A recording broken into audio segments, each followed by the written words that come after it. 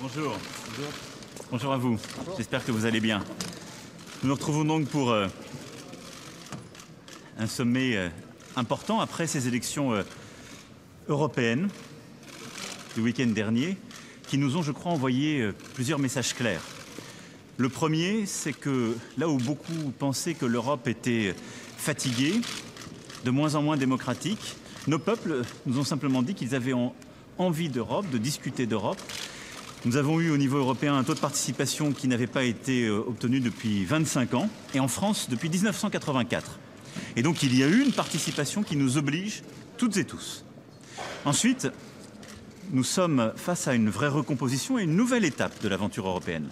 Pour la première fois depuis que le Parlement européen existe, il n'y a pas de majorité avec deux partis. Et donc il y a la nécessité de construire autre chose, un nouveau projet qui soit à l'image de ce que le peuple européen a choisi. Et à cet égard, la nouvelle force centrale de progrès que nous sommes en train de bâtir aura évidemment un rôle, une responsabilité importante. Dans ce contexte-là, je souhaite qu'aujourd'hui nous puissions aussi nous concentrer sur le fond, c'est-à-dire le cœur du projet que nous voulons conduire en Europe sur les 5 prochaines années. Le premier projet, c'est de répondre à l'urgence climatique. C'est un message très fort de ces élections en France, mais partout en Europe. Nous devons bâtir avec ceux qui portent cette vision et pour nos peuples une réponse très claire au niveau européen sur l'enjeu climatique. La deuxième chose, c'est que nous devons rebâtir le modèle de croissance et de progrès pour nos peuples. Ça veut dire investir dans l'innovation, l'intelligence artificielle, les nouvelles technologies, continuer de travailler sur la création d'emplois dans notre espace économique, mais aussi à des standards, des minimums sociaux, parce qu'il n'y a pas d'économie qui réussira si nos peuples ne s'en sortent pas mieux, et si en particulier dans les pays où il y a aujourd'hui une absence de salaire minimum, où les droits sociaux se sont dégradés, eh bien s'il n'y a pas un retour vers une forme de convergence européenne. Troisième chose, nous avons besoin d'une Europe qui protège davantage. Et je souhaite que durant les 5 années qui viennent, en matière de migration, en matière de protection de nos frontières, en matière de défense, nous puissions porter des projets ambitieux. J'ai pu exprimer les miens, mais refonder en profondeur Schengen, rebâtir un espace commun de protection et de solidarité dans nos frontières, avoir une vraie perspective de défense commune sont des éléments essentiels. Et puis, nous devons également avancer sur un approfondissement de la zone euro. La France porte depuis longtemps ce projet. Nous avons obtenu des accords il y a quelques mois. On doit, durant ces 5 années, aller beaucoup plus loin à cet égard. C'est donc une ambition européenne qu'il nous faut porter, bâtir pour les 5 années à venir. Et nous aurons à choisir les personnes sur la base de cette ambition. Il nous faut des femmes et des hommes qui incarnent ce renouveau, qui ont l'expérience et la crédibilité qui leur permet de porter ces missions et qui reflètent ces ambitions et les épousent pleinement. Voilà ce sur quoi doivent porter à mes yeux notre discussion d'aujourd'hui. Et quels sont les critères justement pour ces hommes et ces femmes qui incarneront le projet? Eh bien, qu'ils puissent d'abord se retrouver dans ce projet et que les différentes sensibilités philosophiques, politiques s'y retrouvent et portent des candidats qui y soient éligibles, qu'eux-mêmes incarnent ces ambitions et qu'ils aient l'expérience pour le faire, puisque ce sont des responsabilités éminentes au niveau européen qui supposent d'avoir des expériences soit dans son pays, soit déjà en Europe, qui permettent d'avoir la crédibilité et le savoir-faire. Il y a les cheveux rouges. Pardon ? Il m'appartient. Je ne veux pas aujourd'hui qu'on parle de noms ou qu'on se rue sur les noms. Je pense que nous devons tenir compte de ce qui est sorti des urnes et de ce que le peuple européen a exprimé. Et nous devons aussi avoir des décideurs qui ont la crédibilité requise pour pouvoir agir. Vous avez Madame Vestager? Elle fait partie, comme M. Barnier, comme M. Timmermans et plusieurs autres, des gens qui ont justement ces compétences-là. Mais je ne veux pas aujourd'hui, moi en tout cas, avoir un débat sur les noms. Je veux avoir un débat sur le projet, les priorités et les critères. Gros score des populistes en Pologne. Oui. Nigel Farage a gagné en Grande-Bretagne. En Italie, Matteo Salvini a fait un score énorme de 34%.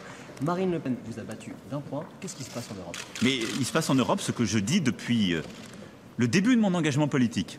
Beaucoup ont voulu dire ces derniers temps, le président de la République française exagère, il dramatise la situation, il essaie d'utiliser cette situation. Moi, je n'oublie pas que nous venons, vous et moi, d'un pays qui, il y a 5 ans, a mis le Front National en tête. D'ailleurs, avec un chiffre un peu plus élevé que celui qu'il a aujourd'hui. Qui, il y a 2 ans, a mis le Front National au 2e tour. Donc, ce n'est pas une découverte de cette élection. Partout, les extrêmes montent. Et ils montent sur quoi? Les peurs, les mensonges, l'aide de puissances étrangères qui veulent détruire le projet européen et notre incapacité à apporter une réponse efficace à ce que demandent nos concitoyens. C'est-à-dire vivre dans un continent en paix, mais vivre mieux, avoir leur part de progrès et répondre aussi par des espoirs aux peurs contemporaines. Mais ils arrivent au pouvoir. Mais ils sont en train d'arriver, donc c'est pour ça que j'ai mis toute mon énergie moi-même dans la campagne française pour qu'on se tienne à ce rang, parce que somme toute, post-Brexit, les forces de progrès auront le même nombre de parlementaires européens que le Front National, ça n'était pas donné il y a quelques mois. Et ensuite, pour que partout en Europe, l'ensemble des forces de progrès d'avenir puissent agir ensemble. Nous avons au moins réussi une chose, il y a une majorité possible sans les extrêmes. Ça n'était pas donné il y a quelques mois.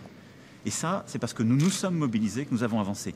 Maintenant, soyons clairs, les 5 années qui viennent au niveau européen, ce sont les 5 années durant lesquelles nous devons démontrer que nous savons faire renaître l'Europe, que nous savons porter un projet clair et que nous savons à nouveau convaincre nos concitoyens que c'est un projet qui est bon pour eux.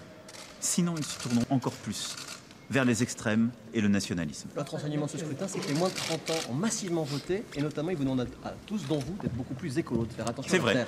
mais comme vous l'avez aussi noté, je l'avais bien compris même avant ce scrutin, et je pense que c'est dans l'action que le gouvernement va devoir conduire, dans cet acte 2 que j'ai annoncé à la conférence de presse du 25 avril, un des points importants justement de la nouvelle action du gouvernement en France et de ce que nous allons mener en Europe.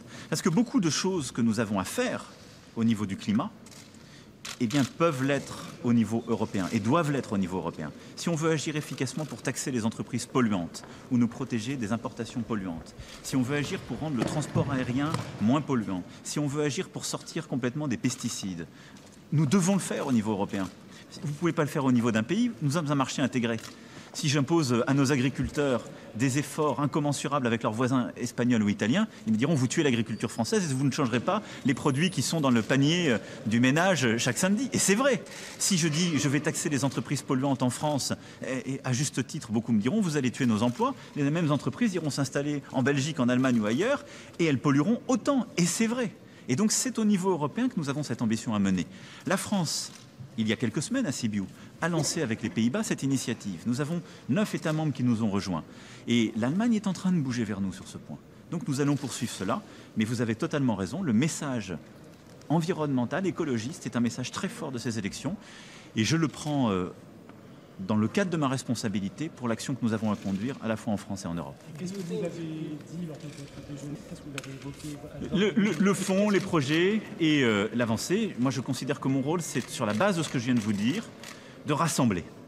Nous avons à bâtir à la fois un projet, une plateforme d'action pour toutes les forces pro-européennes, et nous avons à choisir les personnes qui pourront le porter et l'incarner, lesquelles ont besoin d'une double majorité. Majorité au Parlement européen, majorité au Conseil européen. C'est ça qu'il nous faut bâtir.